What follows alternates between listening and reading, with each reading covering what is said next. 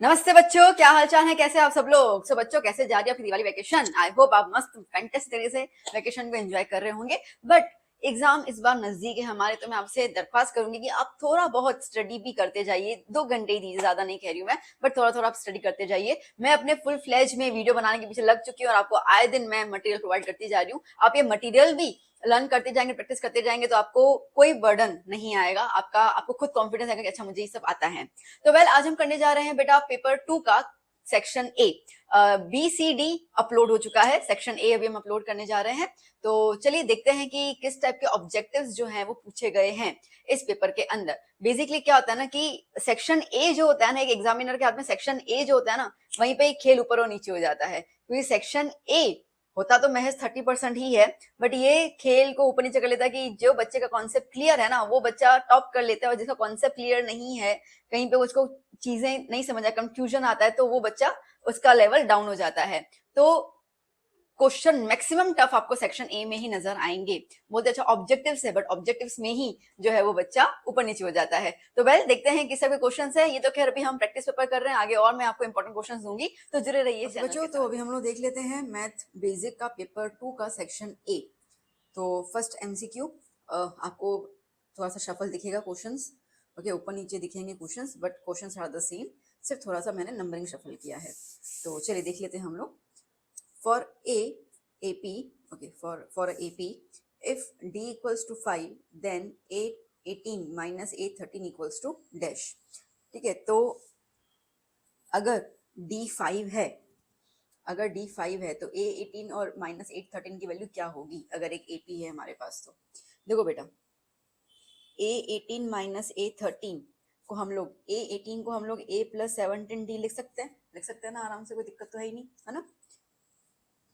Minus A13 को हम लोग A प्लस 12D, जो भी नंबर है उसे एक कम करके आपको D के साथ वो नंबर लिखना होता है, बस और तो करना ही क्या है, ठीक है ना। तो A प्लस 17D माइनस की sign A, minus plus minus 12D, plus A minus A cancel out, क्या बच गया 17D माइनस 12D। 17 माइनस 12 कितना बचेगा 5D। ओके, और D की वैल्यू कितनी है बेटा जी 5, तो 5D की जगह पर 5 कितना आया 25।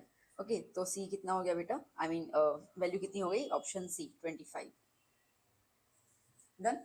चलिए next. 1/1 plus tan square theta equals to dash. 1/1 plus tan square theta, देखो 1 प्लस टेन स्क्वायर थीटा होता है सेक्स स्क्वायर थीटा, ये आइडेंटिटी है, तो यहाँ पे मैंने लगा दिया सेक्स स्क्वायर थीटा। 1/sec क्या होता है, कॉस होता है ना, कॉस का इनवर्स होता है, तो ये क्या हो जाएगा कॉस स्क्वायर थीटा। है ऑप्शन, यस ऑप्शन सी। ठीक है, तो क्या हो गया cos square theta। Okay, next question. The mid point of line segment joining 1,1 and 3,3 is dash. Simple, ठीक है। अब ये 1,1 है और ये 3,3 है। अब ये पॉइंट ए है, ये पॉइंट बी है, ठीक है। ये पी जो है उनको मिड पॉइंट पे काट रहा है, तो पी के कोऑर्डिनेट्स क्या होंगे। तो सिंपल सी बात है, इन दोनों का प्लस कर लो, डिवाइड बाय 2 कर लो, ठीक है। मिड पॉइंट का फॉर्मूला क्या होता है, x1 plus x2 divide by 2, y1 plus y2 divide by 2। x1 क्या है 1, x2 क्या है 3, 1 plus 3 divide by 2, again 1 plus 3 divide by 2, that is 4 divide by 2, 4 divide by 2। Answer कितना आएगा 2,2। ठीक है, तो ये दिखाने की तो जरूरत है ही नहीं, ठीक है। बट मैंने आपको जो समझाया कि पहली बार आपके पास ऐसा क्वेश्चन आया है, तो सिंपल, जब भी आपको मिड पॉइंट दिया हो ना बेटा, जब भी आपको मिड पॉइंट दिया हो ना, आगे के दो नंबर को प्लस कर दो, डिवाइड बाय 2 कर दो, पीछे के दो नंबर को प्लस कर डिवाइड बाय 2 कर दो, वर्बली आंसर आ जाएगा। Okay, next. The sum of the numerator and the denominator of a fraction is 16। Okay, तो फ्रैक्शन में न्यूमरेटर को हम लोग x मान लेते हैं और डिनोमिनेटर को y मान लेते हैं। तो ये कह रहा है कि दोनों का प्लस, सम मतलब कि प्लस कितना है 16 है। ओके, फिर क्या कह रहा है, if 5 is added to the numerator it reduced to half. अगर हम न्यूमरेटर में, सॉरी डिनोमिनेटर है ना, डिनोमिनेटर में अगर हम 5 को ऐड कर लेते हैं तो हमारा जो फ्रैक्शन है वो 1/2 हो जाएगा। तो फ्रैक्शन क्या है वो हमें बताना है।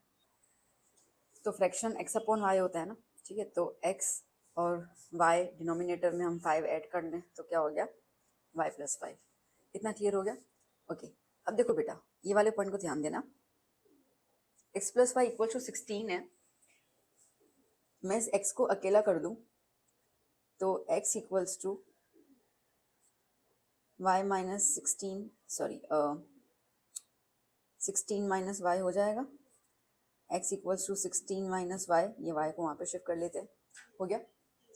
तो ये जो x अपॉन 5 y प्लस 5 है, इस x की जगह पे मैं सब्स्टिट्यूट कर सकती हूँ वैल्यू।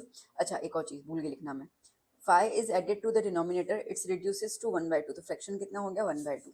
तो ये x की जगह पर मैं 16 माइनस वाई लिख दूँ, 16 minus y upon y plus 5 is equals to 1/2। ठीक है, स्पेस मैंने कम छोड़ दी भूल से। ओके सो अब इसको यहाँ क्रॉस मल्टीप्लाई कर लेती हूँ, इसको यहाँ मल्टीप्लाई कर लेती हूँ, तो ये 2 क्या हो गया 16 माइनस वाई इक्वल्स टू 1 क्या हो गया y plus 5, 2 into 16 32, 2 into y 2y, y plus 5। ठीक है, y को एक तरफ ले लेते हैं और कांस्टेंट एक तरफ ले लेते हैं, तो 5 अंदर आएगा तो माइनस में आएगा y, और ये 2y वहाँ पे जाएगा तो प्लस में हो जाएगा। ओके यहाँ पे देख लेना बेटा, तो 32 माइनस 5 कितना रहेगा 27, 27 इज इक्वल्स टू 3y, है ना, y plus 1 plus 2 3y, so 27/3 is equals to y, तो y कितना आया बेटा जी 9, मतलब कि हमारा फ्रैक्शन x अपॉन y होता है। ठीक है, तो y 9, मतलब अपॉन में 9 वाला कौन सा है, अपॉन में 9 वाला ये रहा, तो ए ऑप्शन। ओके सीधी सी बात है, तो ए ऑप्शन आ गया हमारे पास। x निकालना है तो निकाल सकते हो, ये जो हमारे पास इक्वेशन थी 16 माइनस वाई में, यहाँ पे y 9 लगा दो। ओके तो आपको वैल्यू आ जाएगी x equals to 16 minus y, 16 minus 9 that is 7, तो आ गया 7/9, है ना। तो खैर MCQ है ना, उसमें तो आपको सॉल्व करके दिखाना नहीं होता है, तो आपको एक भी टर्म मिल गया तो आपको तो बस लॉजिक भाई हाँ ठीक है अपॉन में 9 कोई और है ही नहीं, तो ये अपना ऑप्शन आ गया। ठीक है चलिए next, usually for any frequency distribution mode minus mean is dash multiply by median, अच्छा mode minus median is dash multiply median minus mean. ये सेम सम ना हमने कवर किया था सैम्पल पेपर में, याद हो तो, अगर आपने सैम्पल पेपर सॉल्यूशन देखा हो ना, सेम क्वेश्चन कवर किया था उसके अंदर। तो देखो जनरली हमारे पास फॉर्म क्या होता है, अगर मैं इसको मैं सिम्बॉलिकली फॉर्म में लिखूं तो z minus M is equals to dash multiply by m minus x, ऐसा ही है ना, फॉर्म तो ऐसा ही बन रहा है। इन तीनों का मिलाकर रिलेशन क्या कहता है, इन तीनों का रिलेशन कहता है कि z is equals to 3m minus 2x bar, है ना, सेंट्रल टेंडेंसीज का रिलेशन ये कहता है। अब z इज इक्वल्स टू ये m को मैं, ये 3m को मैं m प्लस 2m लिख दूं, क्या फर्क पड़ता है, एक ही तो बात है। 3m को मैंने तोड़ दिया m प्लस 2m में, ये हो गया माइनस 2x बार, ये m को मैं यहाँ पे ले लूँ तो z माइनस m आ गया, क्योंकि मुझे z के साथ माइनस में m चाहिए था, तो करूँ कैसे मैं, तो इसलिए मैंने इसको ब्रेक डाउन कर लिया। ब्रेक डाउन करते ये m यहाँ पे मैंने शिफ्ट कर लिया, तो क्या आया 2m माइनस 2x बार, तो z माइनस m 2 कॉमन निकाल दूँ, क्या आ जाएगा m माइनस x बार, क्या आंसर आया 2, ऑप्शन डी, सिंपल।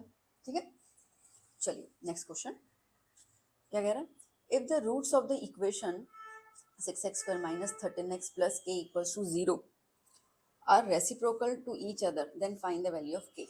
Okay, देखो 6x square minus 13x plus k equals to 0, इसको मैं कंपेयर कर लेती हूँ ax square plus bx plus c के साथ, तो a की वैल्यू आ गई 6, b की आ गई -13, c की आ गई k।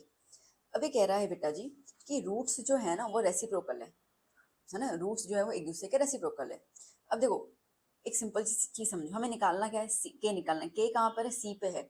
थोड़ा फॉर्मूला याद करो relation between the coefficient and zeros का, तो सी के साथ अपना फॉर्मूला बनता था product of zeros is equals to C upon A, बनता था कि नहीं बनता था, बनता था, यस बिल्कुल। ठीक है, अभी कह रहे हैं कि जो रूट्स है ना वो कैसे हैं, एक दूसरे के रेसिप्रोकल है, मतलब सेम नंबर है बट उल्टे हैं। समझो कि अल्फा अगर 3 है तो बीटा हो गया 1/3, ऐसा है ना, दे आर द रेसिप्रोकल्स।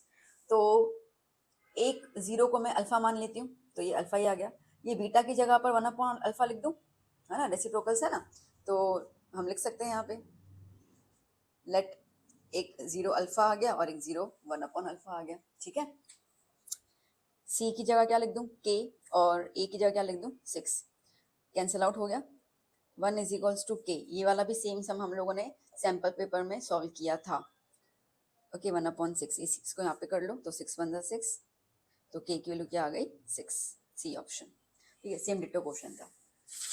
चलिए next, fill in the blanks. The HCF of the smallest prime number and smallest composite number is 1. देखो, अरे यार इस डैश में 1 क्या आंसर देगी, यहाँ पर 1 is neither prime nor composite, तो ये तो हट गया, ठीक है। 4 कॉम्पोजिट अब प्राइम नहीं है, 2 जो है वो प्राइम नंबर भी है और सबसे छोटा कॉम्पोजिट नंबर भी है, तो आंसर क्या आएगा बेटा जी 2, ठीक है। चलिए next, the mean of the first n natural numbers is n+1/2, ठीक है, सीधा फॉर्मूला ये। Next, if sin alpha equals to 1/√2 and cot beta equals to 1, then alpha plus beta is dash। देखो sin alpha is 1/√2, तो sin alpha, अब आप सोचो तो 1/√2 साइन में कब आता है, 45 डिग्री पे आता है, तो मैं 1/√2 की जगह sin 45 लिख दूँ, साइन साइन कैंसिल आउट, तो अल्फा की वैल्यू कितनी आ गई बेटा जी 45, ठीक है। बात करते हैं cot beta equals to 1, cot beta, cot की वैल्यू 1 कब आती है, 45 डिग्री पे आती है, कॉट कॉट गया तो बीटा की वैल्यू क्या आ गई बेटा जी 45। ये हमसे पूछा है कि अल्फा प्लस बीटा क्या होगा, बता दो क्या होगा, 45 + 45 that is 90 degree. Okay next, the probability of the month of January having 5 Sundays is dash. देखो अब ना एक मंथ में 4 हफ्ते होते हैं, ठीक है बेटा, और 4 हफ्ते होंगे तो हर एक हफ्ते में एक संडे तो आएगा ही आएगा, मतलब 4 संडे तो फिक्स है ही है ना। ये पूछ रहा है कि जनवरी महीने में 5 संडे होंगे, ये बता दो प्रोबेबिलिटी के थ्रू, भाई बताओ किस तरीके से होंगे। ओके अब देखो बेटा, एक हफ्ते में 7 दिन होते हैं, तो ऐसे हैं हमारे पास 4 हफ्ते, एक महीने में 4 हफ्ते पर मानते ही हैं, ठीक है। तो एक वीक में 7 डेज होते हैं, सो 4 वीक्स में कितने डेज हो जाएंगे, 28 डेज हो जाएंगे। इतना पॉइंट क्लियर आया। ये बात कर रहा है जनवरी महीने की। ओके अब जनवरी में कितने दिन होते हैं, 31 में से 28 डेज तो माइनस कर दो, जहाँ पे 4 संडे आ ही जाएंगे, बिकॉज हमने कहा एक महीने में 4 हफ्ते होते हैं, 4 हफ्ते मतलब कि चारों में एक एक संडे आ गया, तो 4 संडे तो आ ही गए, तो टोटल यहाँ पे दिन कितने कवर हो जा रहे हैं, 28, तो कितने दिन बच जा रहे हैं, अभी 3 डेज बच जा रहे हैं। इसका मतलब कि पांचवा संडे आने की पॉसिबिलिटी क्या है, 3 है ना, एक हफ्ते में 7 दिन होते हैं, तो इसके लिए क्या कर लिख देंगे 3/7, 3/7, ठीक है। देखो इसका लॉजिक समझाती हूँ।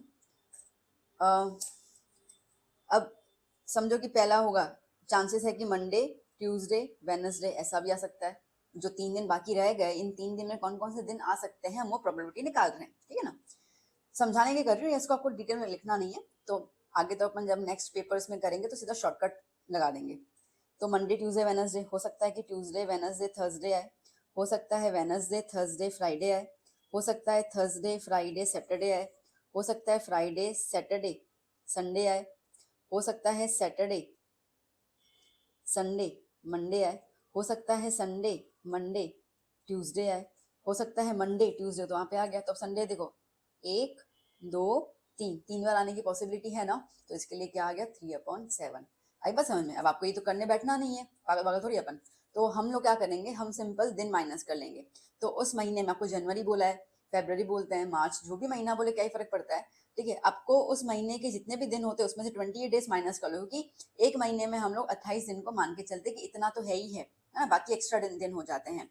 तो आप यहाँ पे 28 हमेशा माइनस करना, बाकी जितना दिन बच जाता है ना उसको अपॉन में 7 लिखकर तुम्हारा आंसर हो जाएगा। तो इतना कुछ सोचने की जरूरत ही नहीं है। मैंने आपको समझाया क्योंकि आपके अंदर क्यूरियोसिटी ना रह जाए कि मैम आपने कैसे लिखा हमें बताओ।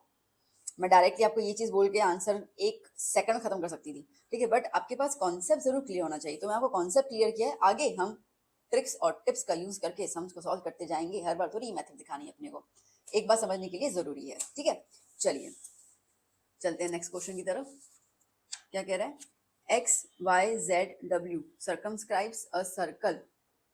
ओके ये साइन है क्वाड्रिलेटरल की, ठीक है। तो सर्कमस्क्राइब इसका मतलब कि एक सर्कल के अंदर एक क्वाड्रिलेटरल है, XYZW। ओके अभी कह रहा है YZ जो है वो 10.5 7 है, एक्स वाई कहाँ गया, एक्स वाई ये रहा 13.8 है, जेड डब्ल्यू 7.5 है, तो एक्स डब्ल्यू कितना होगा?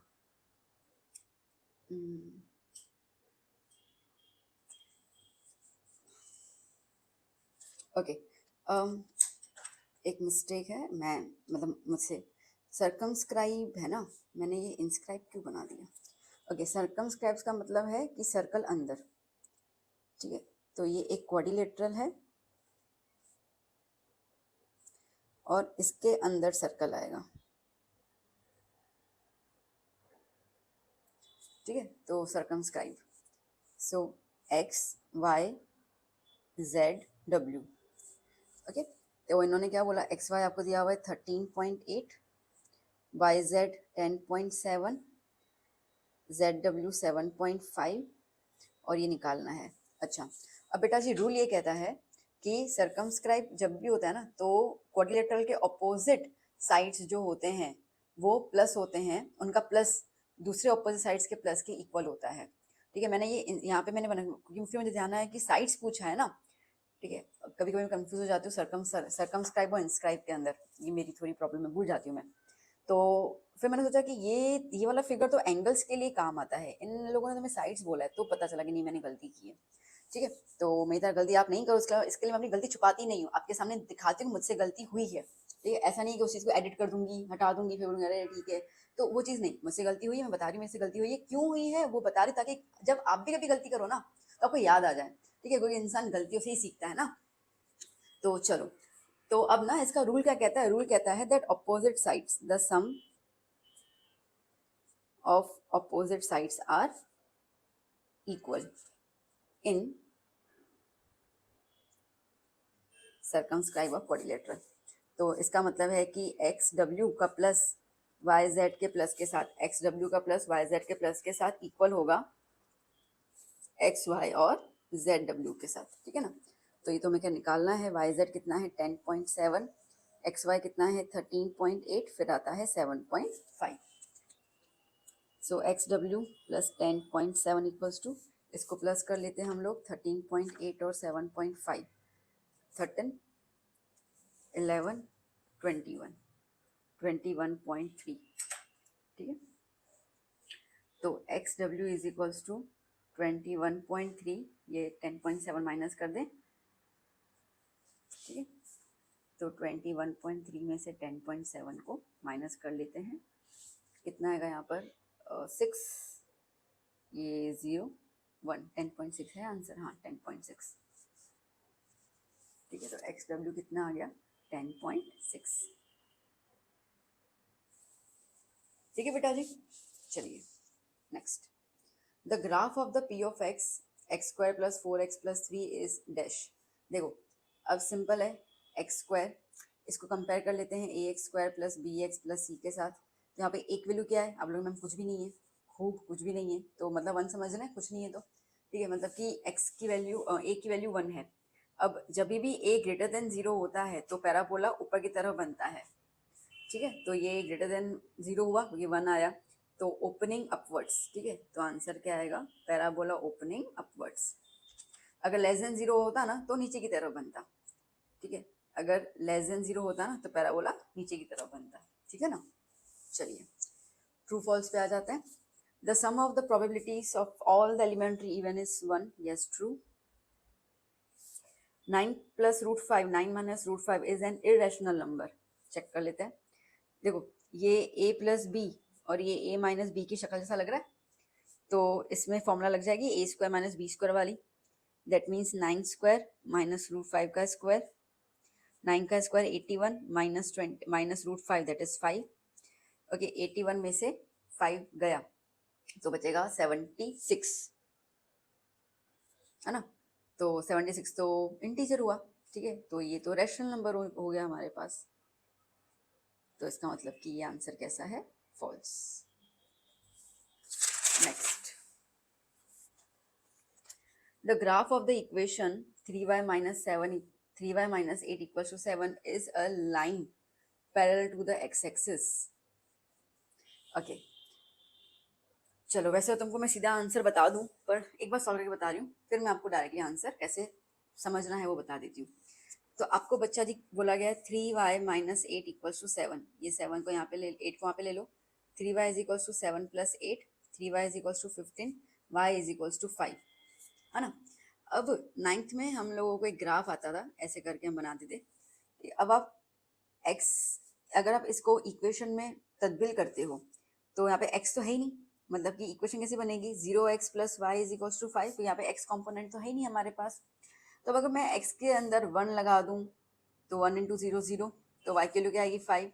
x के अंदर 2 लगा दूं तो फिर भी y की वैल्यू क्या आएगी 5, 3 लगा दूं फिर भी क्या आएगी 5, है ना। तो अब अगर मैं इसका ग्राफ ड्रॉ करती हूँ, ठीक है, तो अब अगर मैं इसका बेटा ग्राफ ड्रॉ करती हूँ तो क्या हो जाएगा, x 0 तो समझो ये y 5 है यहाँ पर, x 1 तो y 5 है, x 2 फिर भी y की वैल्यू 5, x 3 फिर भी y की वैल्यू 5, तो ऐसी लाइन बनेगी। अब ये लाइन जो है वो x एक्सिस के पैरेलल है ना, ठीक है। अब इन्होंने सवाल क्या पूछा कि ये जो ग्राफ बनाओगे इस इक्वेशन का, क्या वो x एक्सिस के पैरेलल बनेगी, तो x के पैरेलल बनी, हाँ यस, तो आंसर इज ट्रू। अब आपको ये ध्यान देना है, अब आपको यहाँ पर ट्रिक बता देती हूँ मैं, एग्जाम में थोड़ी ये सब करने बैठेंगे, ठीक है। तो आप ध्यान दीजिएगा, अगर आपको सम के अंदर y दिया हुआ है तो वो x के पैरेलल होगा, अगर x दिया होता तो किसके पैरेलल होगा, y के ऑपोजिट। या तो मैं इसको एक सिंपल शब्द में बोलूं, एक और सिंपल शब्द बोल देती हूँ, जो वेरिएबल मिसिंग है उसके पैरेलल होगा। सिंपल, आसान है ना, बहुत आसान है ना, ये समझ गए ना आप। यहाँ पे इस इक्वेशन में x नहीं है, मतलब x के पैरेलल होगा। अगर y, हाँ ठीक है ना, अगर इक्वेशन में y नहीं होता तो y के पैरेलल होता, ठीक है। तो हम यहाँ पे नोट में क्या लिख देते हैं, अपनी लैंग्वेज में लिख दो, गुजराती हिंदी मराठी जो लैंग्वेज आती लिखो, उसमें आप इस चीज को नोट करके लिख देना। अच्छा ध्यान देना, ये एप्लीकेबल है सिर्फ और सिर्फ लीनियर पॉलिनोमियल के लिए, है ना। ये y पावर 1 है ना, लीनियर के लिए, क्वाड्रेटिक में इसको फॉलो मत करना भाई। So in linear polynomial, okay, graph is parallel to missing variable, simple, learn हो गया। अब कोई भी क्वेश्चन उठा के दे दो, हमको आ जाएगा, कुछ भी बोल दो, हमें खाली इतना देखना है कि कौन सा वेरिएबल मिसिंग है, जो वेरिएबल मिसिंग है ग्राफ उसी के ही पैरेलल बनेगा, सिंपल। आई बात समझ में, अच्छा लगा, चलो तो इस बात पे फटाफट से लाइक कर दो ना भाई, आप लोग तो लाइक करते ही नहीं हो, लाइक वाइक करो, आप लाइक करेंगे तभी तो मेरी मेहनत सफल होगी कि नहीं होगी, मैं आपको इतना हेल्प करती हूँ, थोड़ा सा हेल्प आप भी कर दो, चलो चलो। So now next, a polynomial of degree n has at most n plus 1 zeros। ये कह रहा है कि आपके पास कोई भी पॉलिनोमियल है ना, आपके पास कोई पॉलिनोमियल है, उसका पावर n है, ठीक है। तो उसमें मैक्सिमम, मतलब कि मैक्सिमम, एटमोस्ट मतलब कि मैक्सिमम जीरोस कितने निकलेंगे, जो पावर है उससे एक ज्यादा, जो पावर है उससे एक ज्यादा, गलत, आंसर फॉल्स है। मैम नहीं आया समझ में, चलो समझाती हूँ मैं आपको। ये वाला क्वेश्चन किया हमने, इसके पास पावर कितना था 1, y की वैल्यू कितनी आई 5, एक ही आई, वेल एंड गुड। अच्छा हमने पिछले कुछ क्वेश्चंस किए थे, चलो मैं आपको समझाने की कोशिश करती हूँ, निकल जाना भाई, कुछ ना कुछ तो निकल जा। जैसे अपने पास कोई क्वाड्रेटिक वैल्यू होती है, ठीक है, तो एक क्वाड्रेटिक के अंदर भी हम लोग क्या कर सकते हैं, जब हमारे पास क्वाड्रेटिक होता है तो उसमें दो वैल्यूज निकलती है हमेशा, अब ऐसे मिलेगा भी नहीं, हाँ जैसे कि ये वाला एक हम लोगों ने सेक्शन बी किया था ना, ठीक है। तो देखो s की पावर क्या है 2, 2 मतलब क्वाड्रेटिक, तो s की कितनी वैल्यू निकली, 2 निकली थी, 1/2 1/2, सेम यहाँ लोग फर्क है, 2 निकली थी, बात आई समझ में। तो जितना पावर होता है ना बेटा, वैल्यू आई मीन जीरोस उतने ही निकलते हैं, बात समझे, जितना पावर होता है ना जीरोस उतने ही निकलते हैं। तो ये बंदा हमसे कह रहा है कि जितना पावर है, पावर कितना है n है, तो कह रहा है कि जीरोस जो होंगे वो n प्लस मतलब एक एक्स्ट्रा निकलेगा, अगर पावर 3 है तो जीरोस 4 निकलेंगे, ऐसा नहीं होता, जितना पावर होगा उतने ही जीरोस निकलेंगे, इसके लिए आंसर क्या है फॉल्स, ठीक है। तो नोट करके यहाँ पे आप इस चीज को, ये सब चीजें ना बेटा गांठ बांधते जाओ, है ना। देखो मैं आपको एक सिंपल चीज बताऊं, किसी भी किताब में ये नहीं लिखा हुआ है कि आप फलाना ढिंगरा पेपर सॉल्व करोगे उसी में से पेपर निकलेगा, नहीं निकलेगा। आप हिस्ट्री उठा के देख लो, आपके पास जितने भी आपको बोर्ड पेपर मिले और जिन्होंने यहाँ से कहा है कि ये वाला बुक उठा लेना इसमें से पेपर आएगा, इट्स अ बुलशिट। ऐसा कुछ नहीं होता है। तो अगर आप बोलोगे कि ये रट के जाऊंगा और वहाँ पे आ जाएगा, ऐसा नहीं है, आपको समझना ही पड़ेगा, है ना। तो इसके लिए ये जो छोटी छोटी चीज़ें मैं आपको बता रही हूँ ना, इन सब चीज़ों को ऐसे एक नोटबुक बनाओ, ठीक है, और उसमें ये सब चीज़ नोट करते जाओ, पतली सी नोटबुक। मतलब आपने रिवीजन करना होता तो बस इन्हीं इन्हीं से ही आपके आधे तो चीज़ें निकल जानी चाहिए, ठीक है। तो यहाँ पे अपन क्या बोलते हैं, number of zeros is equal to the degree of polynomial, ठीक है। जितना डिग्री होगा जीरोस उतने ही निकलेंगे, सिंपल सी बात है, ठीक है। चलिए देखो, इस तरीके से आपको कोई नहीं बताएगा, आपको फॉल्स ट्रू ये सब करके छोड़ देंगे। इस तरीके से रीजन आपको कोई नहीं बताएगा, मैं आपको ये गारंटी के साथ बोल सकती हूँ। ओके चलिए, तो 70 नंबर क्वेश्चन देख लेते हैं। If p of a minus p of a bar या a not equals to 0.2, find p of a. अब पी ऑफ ए इसका मतलब कि ये तो पॉलिनोमियल वो है ना, प्रोबेबिलिटी है ना। तो probability of the event A minus probability of the event not occurring, ये अकरिंग और ये नॉट अकरिंग है, वो 0.2 है। तो probability of the event A क्या है, देखो कोई भी प्रोबेबिलिटी हो रही है और नहीं हो रही है, उनका प्लस हमेशा कितना आता है, 1 आता है, ठीक है। So as per the rule इन दोनों का प्लस हमेशा 1 आएगा, ठीक है। और इन्होंने हमें बोला है, एक कंडीशन दी कि इन दोनों का माइनस कितना है, 0.2। एलिमिनेशन मेथड आता है ना, हाँ मैम कल ही वाले में सिखाया था आपने। तो काट लिया इसको, प्लस माइनस कट गया, ठीक है। तो क्या आया, पी ऑफ ए 2 बार आया, 1 0.2 का प्लस तो 1.2, तो p of a bar is 1.2 upon p of a, ठीक है, is 1.2 upon 2। So therefore p of a is equals to 0.6। Okay चलिए next, find inradius of a triangle with the sides measuring 12, 35 and 37।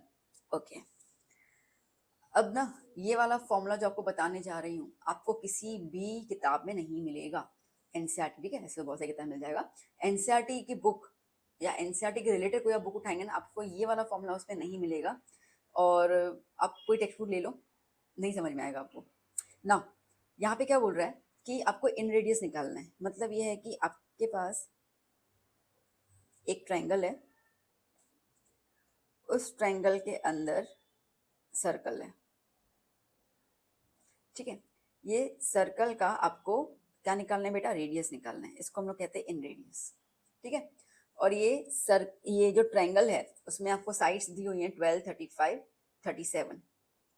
अब actually है ना, बात ये है बेटा कि ये वाली जो फॉर्मूला बताने जा रही हूँ मैं आपको, वो सिर्फ और सिर्फ राइट एंगल ट्रायंगल पे ही लगती है और किसी ट्रायंगल पे नहीं लगती है। अब क्या नहीं, ये 1 मार्क है, तो 1 मार्क में हम लोग पागल तो बैठे हैं नहीं कि इसको पहले प्रूव करेंगे कि राइट एंगल है कि नहीं है। तो हम ये मानते हैं कि राइट एंगल ट्रायंगल है ही। अब राइट एंगल ट्रायंगल में जो सबसे लॉन्गेस्ट साइड होती है वो हाइपोटेनस होती है, तो 37 आ गई यहाँ पर, बाकी आ गया 12 और 35 जहाँ पर भी लिख दो। तो इन रेडियस का फॉर्मूला होता है, जो साइड्स हैं लेट्स से कि ये ए बी सी, ठीक है, तो जो साइड्स है उनका plus minus hypotenuse, hypotenuse minus में हो जाता है, डिवाइड बाय 2, ठीक है। तो कितना हुआ, 12 प्लस 35 माइनस 37 डिवाइड बाय 2, कितना हो जाएगा, 12, 35 माइनस 37 माइनस 2 अपॉन 2, ठीक है, 10 अपॉन 2 कितना आया, 5। तो इस सर्कल का रेडियस कितना आ गया, 5 सेंटीमीटर। ओके प्लीज ध्यान देना, ये वाला फॉर्मूला आपको कहीं पे भी नहीं मिलेगा, ठीक है। तो ये है इन सर्कल का, इन रेडियस का फॉर्मूला, ठीक है। चलिए नेक्स्ट क्वेश्चन क्या कह रहा है, state mid value of the class 30 and 40। Mid value निकालना है ना, मिड वैल्यू मतलब एक्स आई, फॉर्मूला क्या होता है, upper limit plus lower limit divide by 2, that means 40 plus 30 divide by 2, 70 divide by 2 that is 35, ठीक है। Next, if k minus 3, k plus 7, 2k plus 7 are the 3 consecutive terms of an AP, find k। k minus 3, k plus 7 और 2k plus 7, ठीक है। ये कैसे consecutive हैं terms हैं AP में, मतलब कि A1, A2, A3 हुआ। अब AP बोला ही है, इसका मतलब कि इनका D सेम होगा कि नहीं होगा, बिल्कुल सेम होगा, ठीक है। अब हम D निकालते कैसे, D निकालते हम लोग A2 माइनस A1 करके। तो लेट्स से कि ये A1 है, ये A2 है और ये A3 है ना। तो मुझे D निकालना, तो A2 minus A1 K plus 7 minus K minus 3, minus की साइन इसके लिए नेक्स्ट टर्म तो ब्रैकेट में ही आना है। अच्छा, ये मैंने D का फॉर्मूला लगाया, तो ये D का फॉर्मूला इसके लिए भी तो सेम ही रहेगा ना। इसका मतलब कि A3 माइनस A2 भी तो D सेम ही आएगा। तो A3 मतलब कि 2K plus 7 minus K plus 7, ठीक है, सॉल्व कर लेते हैं। K plus 7 minus K minus minus plus 3, 2K plus 7 minus K minus plus minus 7 cancel out, 9 क्या 7 प्लस 3 10, 2K माइनस K और ये 7 कैंसिल आ गया, K इक्वल्स टू 10, ठीक है। चलिए next question. Match the following. CAC of cylinder क्या होगा, 2 पाई RH। CAC of sphere 4 pi R², ठीक है। Next 23, circumference of the circle 2 pi R। Area of sector, देखो एरिया ऑफ सेक्टर का वैसे फॉर्मूला तो होता है पाई R² थीटा अपॉन 360, बिल्कुल ऐसा कुछ दिया हुआ नहीं है। तो रेडियस और आर्क को मिलाकर जो सेक्टर का फॉर्मूला होता है वो होता है 1/2 RL। आपने मेरी फॉर्मूला वाली वीडियो देखी है? हाँ, नहीं देखी? मैंने पूरी फॉर्मूला की, सारे के सारे चैप्टर्स के फॉर्मूला की एक वीडियो बनाई हुई है जिसमें मैंने फॉर्मूला एक्सप्लेन भी किया है, कैसे उस फॉर्मूला को लर्न करना है वो बताया हुआ है। तो वो वीडियो ज़रूर देख लीजिएगा। एक पतली सी 50 पेज वाली नोटबुक बना दो, ठीक है बेटा, और उस नोटबुक के अंदर फॉर्मूला लिखो। और जो मैं आपको नोट करवाती जा रही हूँ ना, क्योंकि अभी तो बहुत लंबा सफर है, ठीक है, पूरे 2 महीने में आपको ऐसे कुछ ना कुछ चीज़ें बताती जाऊँगी, नोट करवाती जाऊँगी, तो वो सब चीज़ें उसमें लिखते जाना। ओके, मेरी एडवाइस मानो तो ये चीज़ करना। और उसके बाद आपने जो अपना रिजल्ट मैनिफेस्ट किया है, मेरा रिजल्ट ये आना चाहिए, अगर ना आए ना तो नेक्स्ट टाइम मेरा वीडियो किसी को रिकमेंड ही मत करना, मैं आपको दावे के साथ कह सकती हूँ। तो मेरी बातें मानिए, ठीक है। आप सीरियसली ग्रेटफुल रहेंगे, आप थैंक यू बोलेंगे कि मैम आपकी बातें मानी है हमने, तो हमारा रिजल्ट ऐसे बूस्टअप हो गया है।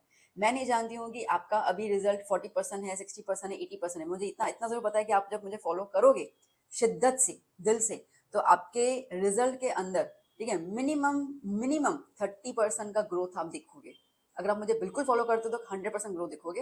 ओके, 40% वाला बच्चा जो है वो भी 80-85% लेके आएगा अगर वो मुझे बिल्कुल फॉलो करेगा। तो चलिए, यहाँ पे हमारा सेक्शन ए ऑफ पेपर, तो बच्चा बाटी यहाँ पे हमने फिनिश कर लिया सेक्शन ए ऑफ पेपर 2। कैसा लगा, समझ आया? Please give me your feedbacks and as well as video और चैनल रिकमेंड कीजिए आपके फ्रेंड्स को, ताकि सबको हेल्प होती जाए।